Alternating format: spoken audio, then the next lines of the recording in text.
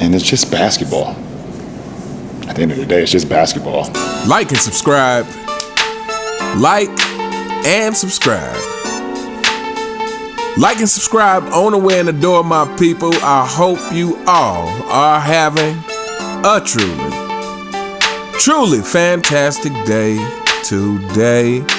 Welcome back to Fanboy Fridays. Fanboys, we sincerely hope your day is going terrible. If you are a fanboy of LeBron James, your day should be going terrible always. And I'm going to do my part to make sure that is the case. With that being said, I'm not sure where this video is going to go, but fanboys, you should probably click off. So, you see the title of the video, LeBron James, competitor or manipulator. Now, before we get into this, I'm sure all the people with logical sense know what the answer to this question is, but let's talk about it. So what brought this up? I was actually watching a documentary on LeBron James, and it was called LeBron James, King James Career Documentary. And it went, back to the high school years. And as I was watching him in high school, it really made, and I've said this before, but actually going back and watching it really made me realize how much LeBron James still plays exactly the same way he did when he was in high school. Exactly. Now, matter of fact, one could even argue that LeBron James has gotten worse than when he was in high school. Now, before you fanboys start crying and, getting in your feelings and emotions like you can't help but do, because that's what you do, let me explain what I mean. Now, LeBron James has gotten better at some things. This, again, I've said this before. This is naturally going to happen the more you do something, even if it's the same thing over and over. You will get better at that same thing. So LeBron James has mastered head down, choo-choo train to the rim, getting his points, and as long as he can get his points that way, he seems to be effective. But what I mean when I say he's actually gotten worse is his fundamentals have gotten much worse over the years. When I was watching him play in some of the high school games they were showing, I was amazed at how I didn't see the carrying and traveling and those kind of things. He would actually take his allotted 2 steps before a dunk or layup. And I was like, wow. Okay, so he's actually become so nonchalant about the fundamentals and about improving as a basketball player that he has actually regressed fundamentally. And it was kind of crazy to see, but he has definitely regressed fundamentally. And so it kind of got me thinking about some other things, So some other things that I kind of been, and I'm probably going to do a video about this, but I brought this up in another video as well, is Michael Jordan's Wizards years. Michael Jordan's first year as a Wizard, coming back, in both of his Wizards years, mind you, I believe he made like roughly $1 million a piece for those years. His first year coming back, Michael Jordan donated that whole first season salary to the families of the victims of 9/11. And again, for people who say Michael Jordan doesn't do charity, again, just do your research. That's all it takes, is a little bit of research. But not only was that amazing, because obviously that's fantastic that Michael Jordan donated that money to the families of the victims of 9/11, but it's also really shows you that Michael Jordan doesn't play basketball for the money. Michael Jordan doesn't play basketball for the money. He never has. Most of Michael Jordan's career, I believe, with the exception of maybe the last 2 years, or most of his career in Chicago, Michael Jordan was making less than like $4 million or something a season. His first 2 seasons, it wasn't even $1 million a season. And but Michael Jordan, you heard him say this on the Last Dance documentary when he was trying to tell Scotty. He was like, look, just basically like, just do your job and the money will come. Like you will get your payday eventually. And as it turns out, Scotty made more money in his NBA career than Michael Jordan did. So yeah, but this shows you that Michael Jordan never played for the money. It was literally about the challenge and the competition. This is what drove Michael Jordan. And we talk on here a whole lot about LeBron James and just not being a competitor. And then it kind of hit me as I was thinking about Michael Jordan. It's like, man, he played for free as a Wizard. Not only did he donate that money to the families of the victims of 9/11, but he only made $1 million per season with the Wizards. Now, this is something coming from the fact that he only started really getting paid like those last 2 years in Chicago, where I think he made like $30 million or something. So, he all that time in Chicago, he finally gets his payday. And then when he decides to come back, he comes back and plays for $1 million a year. And we all know he came back partly because he was expecting to be able to go back to his front office job, and we know that didn't work out. But still, the fact that he would step foot on the NBA court for really less money than he was making for most of his career, right? Like I said, it wasn't until his last 2 seasons where he really got paid. Before then, he was making like less than $4 million a season. So he comes back to play for even less than that, $1 million a season, and he donates the whole first season to charity, to the families of the victims of 9/11. That is, again, to me, a clear demonstration that this guy does not play basketball for money. This guy plays to compete. This guy truly does not cheat the game. He's true to the game, and that's why he's known as the GOAT in the eyes of most people, because money is not what drove Michael Jordan. Like, literally, to be the fiercest competitor that there is, that's what drove Michael Jordan. And so you got to juxtaposing this against LeBron James, and you think about the way LeBron James has went about his career. You think about all the hype LeBron James got coming out of high school, and and it made me realize, like, LeBron James is actually not a competitor. He's simply a manipulator. And everything about his career backs this up. Fanboys, I told you to click off. Like, you're not going to want to hear this. No, so let's think about LeBron James' career. Well, first of all, you know what? Before we even get started, let's read the definition of manipulate. It says control or influence a person or situation cleverly, unfairly, or unscrupulously. Let me read that one more time. Control or influence a person or situation cleverly, unfairly, or unscrupulously. So LeBron James' whole career has been about manipulation.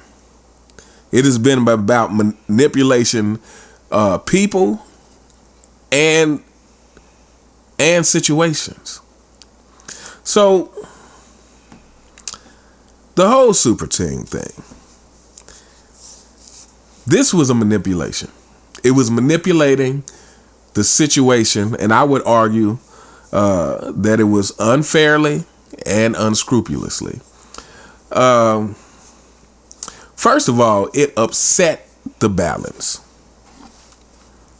When you're talking about competition, and we've said this many times on this channel before, If you're an NBA superstar, your competition, your direct competition, is the other NBA superstars. This is who you're competing against. This is who you're trying to prove yourself against. When you join them, you're not proving anything against. You're simply, you're saying a lot about yourself. And that is, I would rather join them than compete. So when LeBron James put together this Miami team with D Wade and Chris Bosh. So you already had D Wade, who was a champion on Miami. You upset the balance of the East because now LeBron James is taking himself off of Cleveland and going to join D Wade. You're taking Chris Bosh away from Toronto to go and join LeBron. And so this upsets the balance of the East. So again, in what was already a weak Eastern Conference, LeBron James chose to make it even weaker. So again, like I said, this was a manipulation of the situation, and it was unfair and unscrupulous. And this has been his whole career. Because LeBron James, again, the way he has went about his career is not to constantly work on self. It has been to constantly manipulation. This is where we get all of these narratives from. This is where we get all of these excuses from.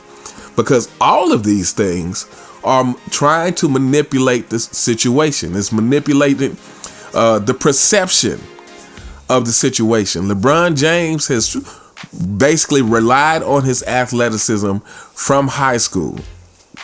And when that athleticism fails, and when does it normally fail? LeBron James has always had trouble against teams with a good team concept, or against teams with good veteran presence, which is why he's always had trouble with the Warriors. Especially the Warriors when they were at their best. And I'm not even talking about with KD. I'm just saying the Warriors had a good team concept.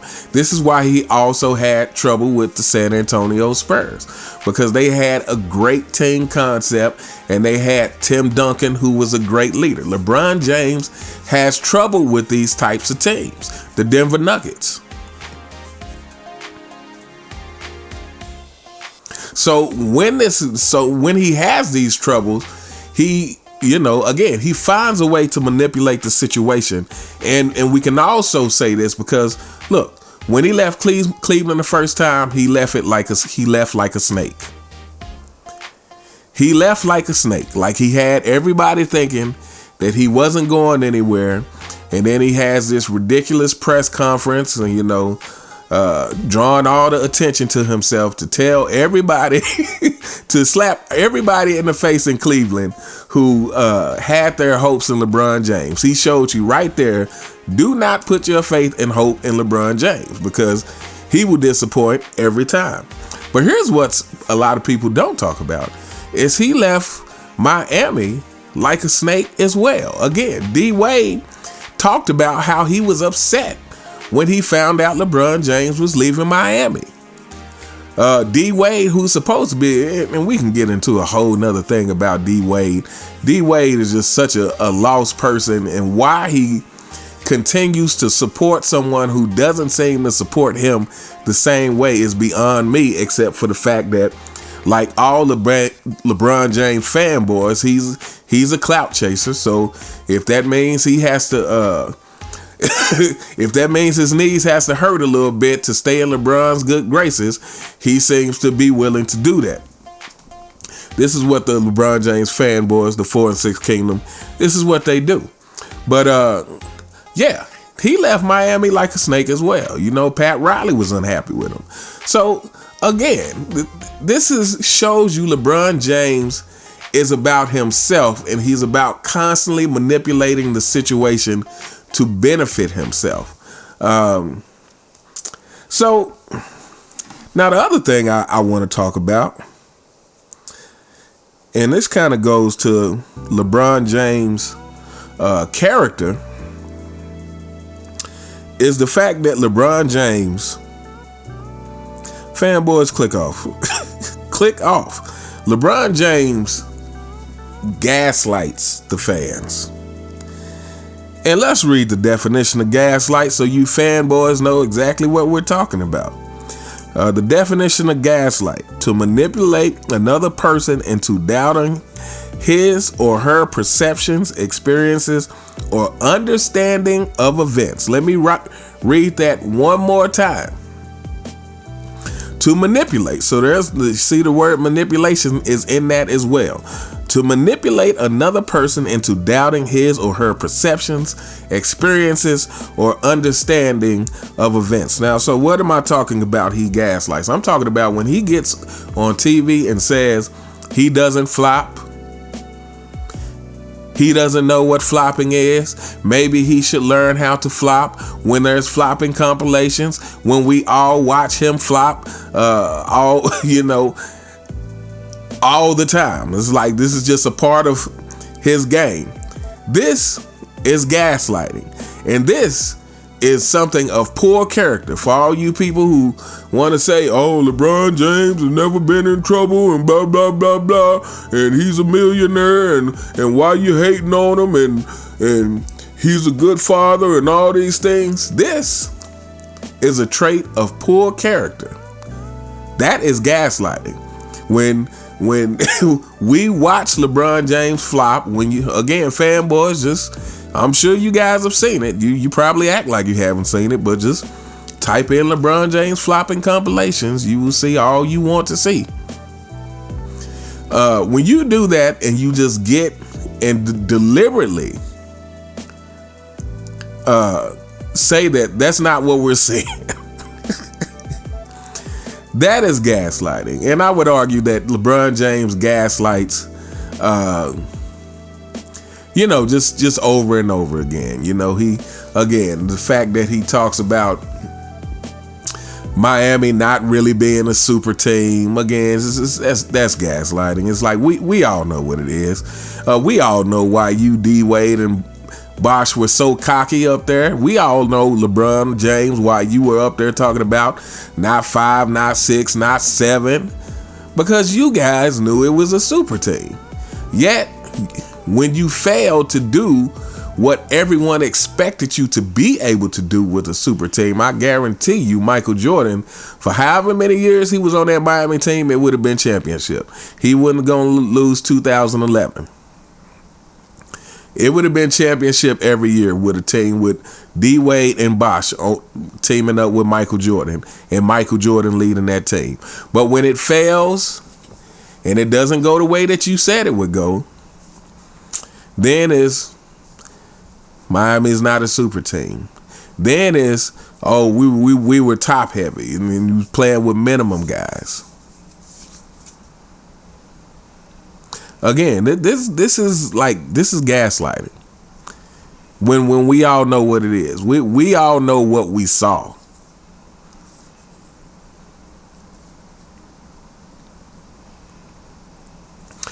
And again, going back to the manipulation, the way that LeBron James goes about his business with these contracts, with these teams, to leave himself an option so that he can force the team into doing what he wants them to do. Again, this is manipulation. This is stuff we did not hear about with Michael Jordan. We didn't hear about Jordan forcing his way and, trying to use contract negotiations to force the team to, bring him Isaiah Thomas or Charles Barkley or Hakeem Olajuwon or Shaq. But this is LeBron James. And again, this is manipulation tactics. His whole entire career has been about manipulation. And last but not least, unclutch sports. Let me never say clutch sports again. It should always be unclutch sports. It is only fitting. But unclutch sports, again, is the final piece of this manipulation tactic. So not only has LeBron James been manipulating his way as far as putting together teams that upset the balance of the NBA, manipulating the situation to his favor instead of just him getting better and competing with no matter what the situation. Work with what you have, build something. If it takes 3 years, 4 years, if it takes 10 years, if you would have stayed on Miami, even if it would have took you 10 years to get your first championship, if you would have won a couple of championships on Miami, you would be much more respected than you are now. Much more respected. Because right now, you're not respected at all, except, again, for people from the 4 and 6 kingdom. But, so he's manipulating, putting teams together, manipulation through this gaslighting he does. And manipulation through his contracts, how he goes about his business with these contracts. Again, leaving that option so he can try to force these organizations to do what he wants. Again, what sense does it make after 2020 you win a championship and then you have the Lakers trade away their whole future? And the Lakers organization should be ashamed. We have to give them some of the blame, just like we give Adam Silver a big portion of the blame for allowing this foolishness. You let LeBron make you trade away your whole future. But anyway, so manipulation with the contracts. And last but not least, manipulation in the media.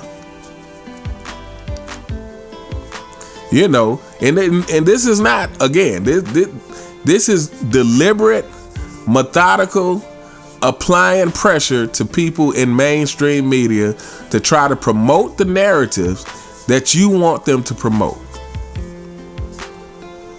Calling Stephen A. Calling Kendrick Perkins. I can't remember the other. I think Rick Bucher may have said that he's gotten emails and whatnot from Unclutched Sports because of takes he gives. This is all manipulation. LeBron James is not a competitor. He's a manipulator. And this is why the game of basketball is so trash now, because they have made a manipulator the face of the NBA. And the NBA has become complicit in this manipulation.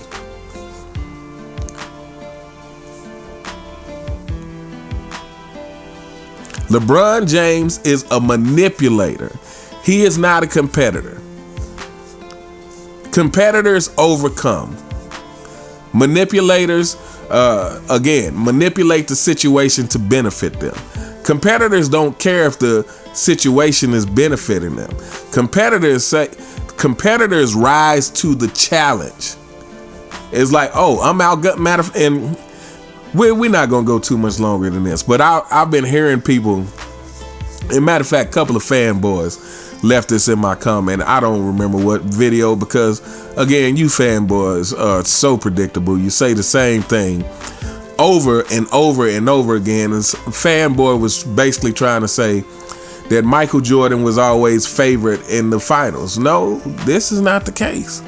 Michael Jordan wasn't favored in the first finals he won. They didn't think that the young Bulls team had enough experience to overcome Magic Johnson and the Lakers. They did not. The Bulls were not favored. The Bulls were not favored for sure against the 98 Jazz.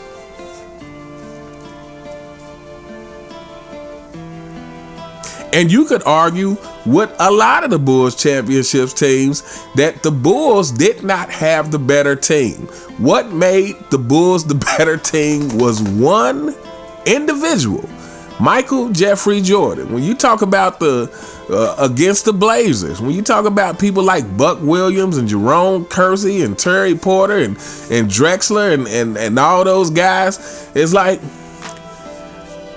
yeah, that they definitely a lot of their players were better than what Chicago had. You can make an argument for that. I'm not saying it was definitely better, but what I'm saying is, like, the Bulls were not, a lot of people try to compare the Bulls to like the 73-9 Warriors, which even that team played great team ball. It wasn't because they were so much more talented than everybody else in the league. But definitely with the Chicago Bulls, again, when you're talking about the Phoenix Suns had a great team. And arguably the only thing that you could point to that made the Bulls better was they had Michael Jordan. And this is the thing that you fanboys really you guys really, really don't seem to grasp that point. Switch out Michael Jordan for Clyde Drexler. Let's say Michael Jordan wasn't in the NBA and Clyde Drexler took Michael Jordan's place as far as career path. That Clyde Drexler was the one on the Bulls trying to get past the Detroit Pistons. That Clyde Drexler was the one. First of all, the Bulls don't go to 6 finals. The Bulls may not have beat Magic in that first championship.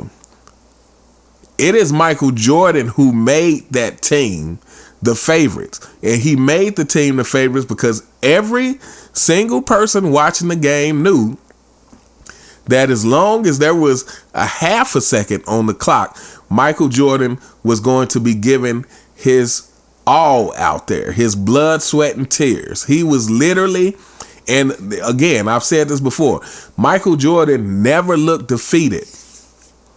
Again, the quote from Michael Jordan, "I never lost, I only ran out of time." And if you look at him play, that makes perfect sense because, like I said, Michael Jordan never looked defeated in any situation. As long as it was time on the clock, Michael Jordan was playing like the score was 0-0. B.J. Armstrong said that. So yeah, competitors overcome. LeBron James is the ultimate manipulator, like we have never seen before in the NBA.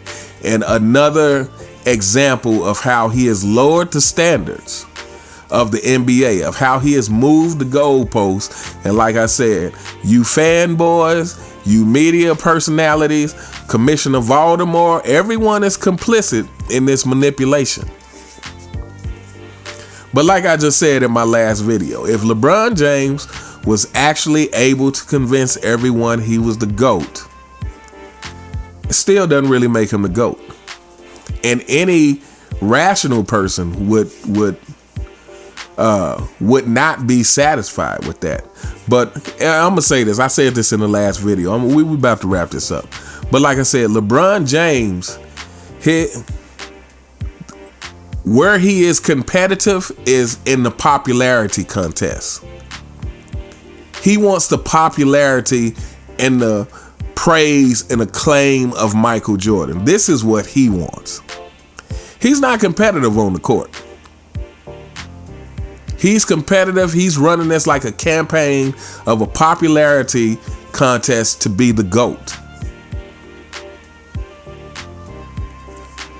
And he's used manipulation tactics his whole entire career to try to accomplish this. But anyway, we gonna hold up here.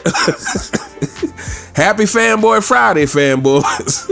Let me know what you guys think in the comments. What do you think of this notion that LeBron James is actually not a competitor? He's really a manipulator. Like I really have come to this conclusion. To me, everything in his career points to the fact that he is a manipulator, not a competitor. And I'm gonna say this one last time: from the forming super teams to the way he goes about contracts with organizations, like I said, to the gaslighting of the fans by saying that he doesn't flop when we can all see he does, to try to justify the super teams and all this, to even getting Bronny on the Lakers. Like this is all manipulation tactics. And like I said, Unclutch Sports is part of that manipulation as well. But anyway, let me know what you guys think in the comments. You all have a truly fantastic day, and I'll see you next time. All right.